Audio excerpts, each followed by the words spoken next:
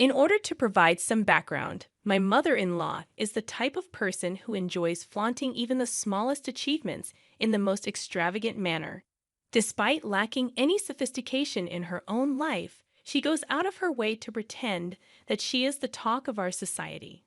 One glaring example of her absurd behavior is the monthly club party she hosts. To clarify, there is no actual club. She merely invites her friends and coworkers for an evening gathering because they share the same profession. She refers to them as her fellow AITA. This peculiar ritual has been ongoing for quite some time. During these gatherings, all they do is brag about their accomplishments and achievements from the past month. Given the context, you can imagine how eager my mother-in-law was to announce that my grandfather had arranged a destination wedding for me, complete with a 6-day stay package. This was his generous gift to me, as I had shared my dream wedding plans with him on numerous occasions. Considering my limited budget and the size of the venue, I had meticulously curated a guest list. My husband and I had discussed the situation beforehand, and both agreed to prioritize our guests. Coming from a large family, narrowing down the guest list was challenging, but I managed to invite 22 people, while my husband invited 18 of our close friends and family members whom we regularly interacted with. We were all set to send out the invitations when my mother-in-law unexpectedly showed up at our house late one evening, uninvited and unwelcome. It was already 9 p.m., and her presence irritated me from the start. She demanded that we make changes to the guest list. I couldn't fathom why she believed she had a say in the people I wanted to invite to my own wedding. My husband, to my dismay, supported her stance, which raised immediate concerns for me. I inquired about the changes she wanted, and she mentioned that she had already promised a few of her work friends an invitation. These friends, she claimed, were part of her AITA Geeks group. I politely informed her that there was no room left on the guest list, as every invitee was someone we had a close relationship with and interacted with regularly. I sought support from my husband, but he avoided my gaze and sided with his mother. Despite explaining the situation to her, she insisted that I make adjustments. Frustrated, I showed her the guest list, emphasizing that every individual on it was someone intimately connected to our lives, and there was simply no way to exclude them. She then suggested removing my cousin's sister, whom I had lived with for 7 years after college. Her reasoning was that my cousin had moved to Birmingham recently, and it would be inconvenient for her to travel to the States. My patience wore thin, and I asked my husband to reason with her, but he continued to support her perspective, emphasizing the importance of inviting her chosen guests, especially after she had shared details about the destination wedding with them. I tightened my lips in frustration, feeling utterly lost on how to reason with my own fiancé, who was clearly being irrational.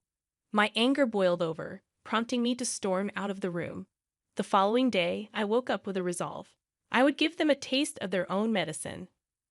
If they could be so thoughtless about my wedding, all for the sake of saving face in front of their colleagues, then I could be equally inconsiderate. I dialed my grandpa and recounted the events from the previous night. When I finished explaining, I made it clear that I wouldn't waste my energy trying to make them see reason. Instead, I decided to strip away the main attraction from their little charade. I informed my grandpa, whom I loved dearly, that I was removing him and grandma from the guest list, along with my dad's brother and his family. I also asked him to resign the gift he was giving me since he was no longer invited. Thankfully, my grandfather understood my intention and supported me without harboring any resentment. When I sent the updated guest list to my mother-in-law and fiancé, they were taken aback.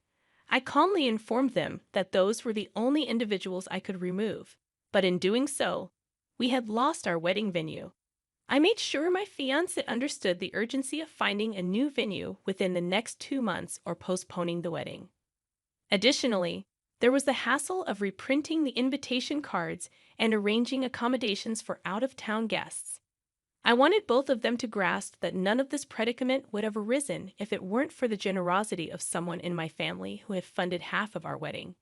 However, I didn't expect them to suddenly start apologizing for their actions. My mother-in-law came over again, expressing remorse for coercing me into altering the guest list.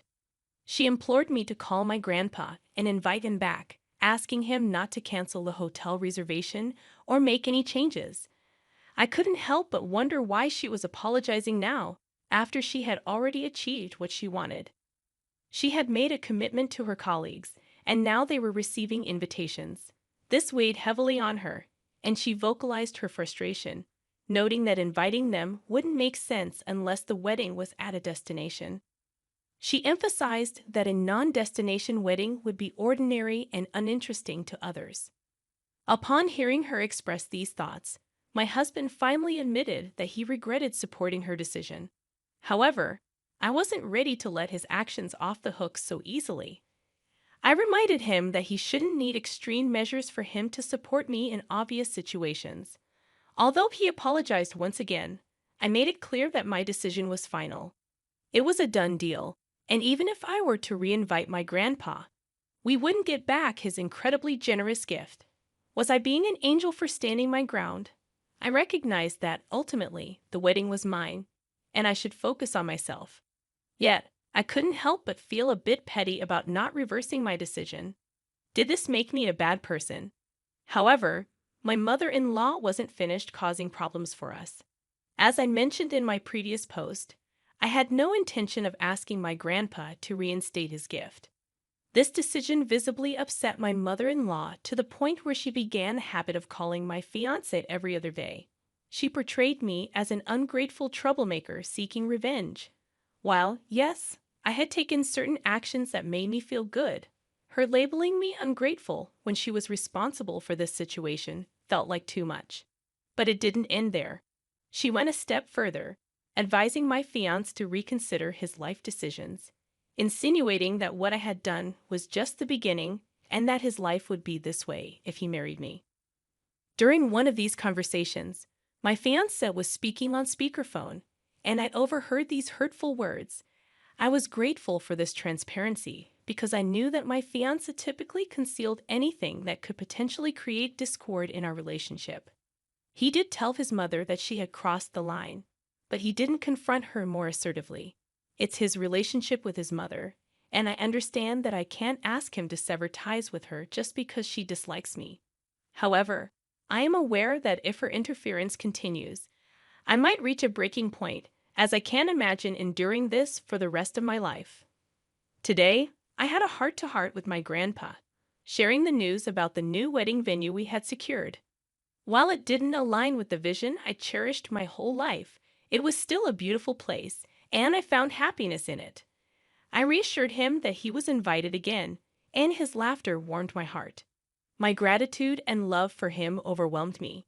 He had consistently supported me in everything I did, and he continued to do so now. Confronting my husband about my mother-in-law's escalating behavior became necessary. Our conversation delved into the awkwardness certain situations had created and the pain they had caused.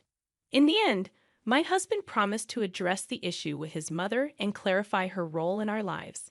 I hoped for a smooth journey forward, devoid of any more drama. Finally, the wedding day arrived, and I am now officially married. Despite the unexpected turns, the wedding was a thing of beauty, and my happiness knew no bounds. I couldn't help but smile when I noticed my mother-in-law sulking in a corner with her work friends, whom she had invited. In a surprising turn of events, my grandpa gifted us a house as a wedding present, a joint gesture from him and my uncles. In the grand scheme of things, I am just thrilled to embark on this new chapter of my life with my husband. I wanted to share this update with all of you who have been a part of this journey in your own way. It infuriates me when people believe they have the audacity to dictate how someone should get married or whom they should invite. It's high time someone reminded your mother-in-law that her time to influence these decisions is over. If she wants to flaunt, she can plan her own event in the future. You should firmly tell her to back off and leave you in peace.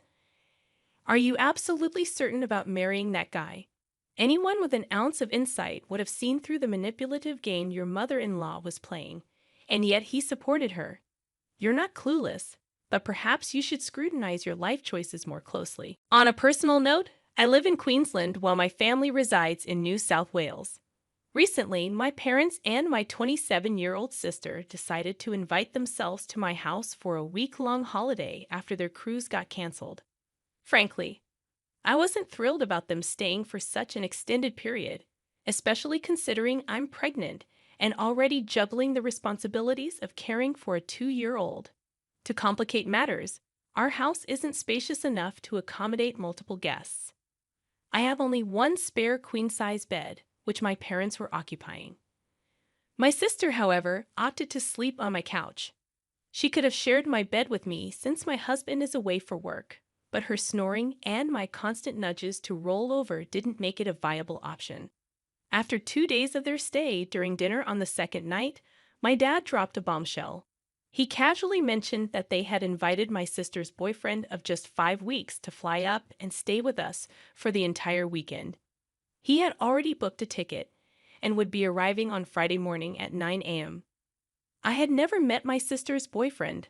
After all, he had only been part of the family for 5 weeks. What infuriated me was that no one bothered to consult me beforehand. Moreover, I didn't have the space for him to stay comfortably. He would have had to sleep on my couch, and my sister would either need to share the couch or my bed with him. The idea of a stranger sleeping in my house while my 2-year-old son was in his own room was unsettling. In sheer frustration, I called my husband, and together we decided to firmly refuse the arrangement. We believed their behavior in inviting a stranger into our home was completely unacceptable. When I called my sister to communicate our decision while I was at work, my mother exploded in anger. She berated me, questioning my judgment and accusing me of doubting their ability to judge someone's character. According to her, they wouldn't invite someone into our house who couldn't be trusted, even though they had met him fewer than 10 times. Eventually, they hung up on me, hastily packed their belongings, and left my house. Later, they sent me a text message claiming that my husband had manipulated my thoughts against them, and that they were leaving not because they were wrong, but because I had been an inhospitable host. According to them, I had become a terrible person since being with my husband for the past 10 years. 3 days passed, and they attempted to call me, acting as if nothing had transpired. Their inability to comprehend my reaction left me utterly baffled. I am left wondering if anyone can shed light on their perspective and help me make sense of this situation. Am I overreacting? I don't think so. I believe I was being a responsible parent, not an unreasonable person. I didn't invite them, and I certainly don't have a serial obligation to be a gracious host to a family that essentially invaded my home. To top it off, they invited a fourth person, a complete stranger, to stay without my knowledge or consent. Their entitlement is baffling. It's almost like they can't stand the fact that I've grown up and am making decisions without seeking their approval. This is the moment to establish boundaries. In my response, I made it clear that I'm not a terrible host because I didn't invite them in the first place. They invited themselves. I generously accommodated them despite the disruption to our usual routines. However, inviting another person into my home without my consent was completely unacceptable. Their tantrum when I refused to cave in and their subsequent decision to leave for alternative accommodation, all the while attacking my character, means there will be a new set of rules before I consider hosting them again. I won't be going to hang out with them after the immature behavior they displayed in my house. I've had enough of their inappropriate actions for now, and I've decided to limit my contact with them until I feel I can face them again. They crossed a line by inviting someone I've never met into my home without my approval.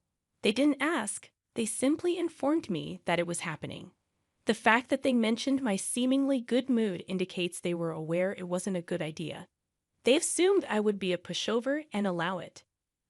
I'm standing up for myself and the safety of my children, and I know I'm not in the wrong here. I'm a 33-year-old woman, currently 5 months pregnant, while my 35-year-old husband is away on a business trip, set to return next month. This is my first pregnancy, and recently, I've been required to continue working at the office. When I first met my husband, he was incredibly skinny, and his eating habits were restricted due to his mother's cooking. She avoided spices, sauces, herbs, and even salt, sugar, and pepper, believing this bland approach was healthier.